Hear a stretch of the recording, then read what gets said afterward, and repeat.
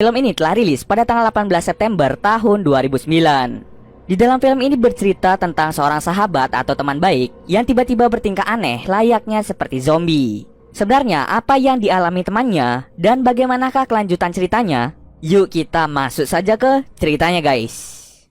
Film ini diawali dengan memperlihatkan seorang pasien wanita bernama Anita Nidi Lesniki atau yang kerap dipanggil Nidi. Nidi ditahan di rumah sakit jiwa Olympics karena ia memiliki masalah mental dan mudah marah. Selama di rumah sakit jiwa, ia sering melukai para penjaga dan dia sering dimasukkan ke ruang isolasi. Dahulu Nidi adalah gadis normal yang pintar dan rajin. Namun apa yang membuat kehidupan Nidi berakhir di rumah sakit jiwa?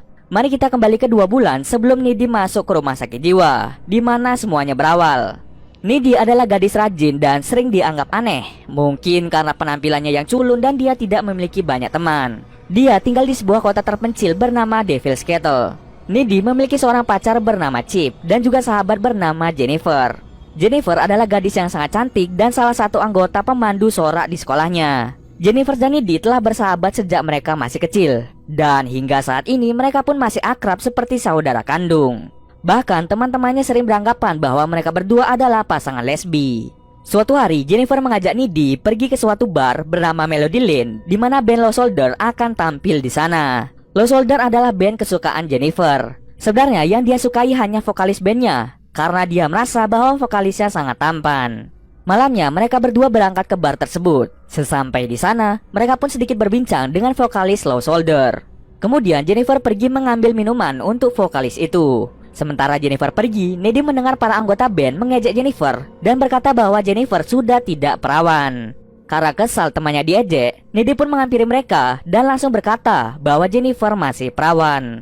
Selang beberapa saat, Nidi pun memberitahu Jennifer bahwa anggota Lost Soldier adalah orang jahat. Saat konser berlangsung, semuanya berjalan dengan baik. Jennifer sangat senang ketika melihat band kesukaannya tampil di depan matanya. Kemudian Nidi menyadari ada api yang muncul di atas panggung. Nidi pun dengan cepat untuk membawa Jennifer keluar dari bar. Beruntung mereka masih bisa selamat dari tragedi mengenaskan.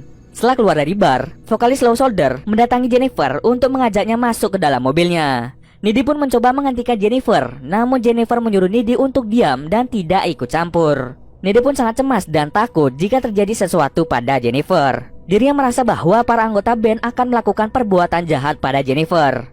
Kemudian Nidi pun pulang ke rumah dengan berjalan kaki. Sesampai di rumah, ia langsung menelpon Chip dan menceritakan tentang kebakaran yang terjadi di bar tersebut. Ia juga bercerita bahwa Jennifer dibawa oleh para anggota band. Hal itu membuat Nidi sangat khawatir dengan keadaan Jennifer. Tak lama kemudian tiba-tiba seseorang datang ke rumah Nidi malam-malam.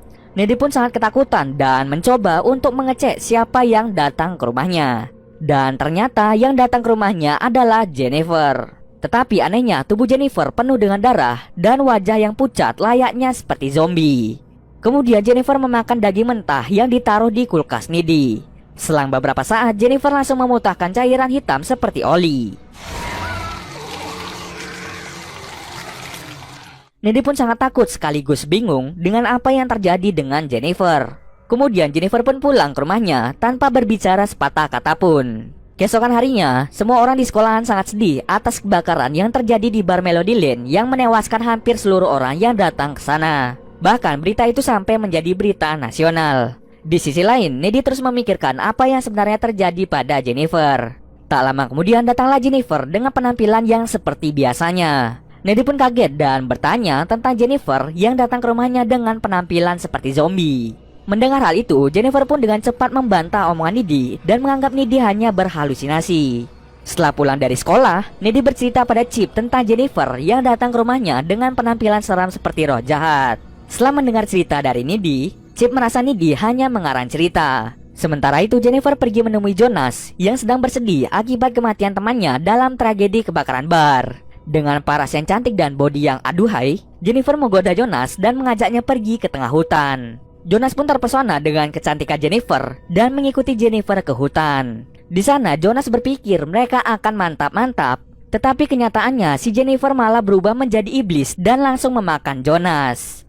Seorang guru yang mendengar teriakan Jonas berpikir jika Jonas hanya melampiaskan rasa sedihnya. Guru itu pun pergi mengecek keberadaan Jonas untuk menenangkannya. Tetapi yang ia temukan adalah tubuh Jonas dalam keadaan mengenaskan dengan perut tercabik-cabik. Setelah membunuh Jonas, Jennifer pun menjadi lebih cantik dari sebelumnya. Di sisi lain, Chip mengajak Needy bertemu untuk membicarakan tentang Jonas yang mati dengan cara mengenaskan. Needy pun kaget dan diam merasa kejadian buruk yang terjadi di Devil's Kettle bukanlah sebuah kebetulan. Sebulan setelah tragedi kebakaran bar dan kematian Jonas, tubuh Jennifer mulai terlihat rusak ditandai dengan rambut rontok, wajah pucat dan lemas seperti kekurangan darah.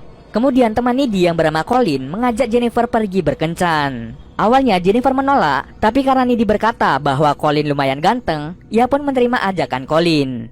Malamnya, Colin pergi ke rumah Jennifer untuk berkencan, tetapi anehnya tempat yang ia datangi terlihat seperti perumahan kosong. Colin pun segera masuk ke salah satu rumah untuk bertemu dengan Jennifer. Kemudian Jennifer menggoda Colin agar mau diajak mantap-mantap. Tapi lagi-lagi Jennifer menggunakan kesempatan itu untuk memakan Colin hidup-hidup. Sementara itu saat Needy dan Chip sedang mantap-mantap juga, Needy mulai merasa sesuatu yang buruk telah terjadi. Ia pun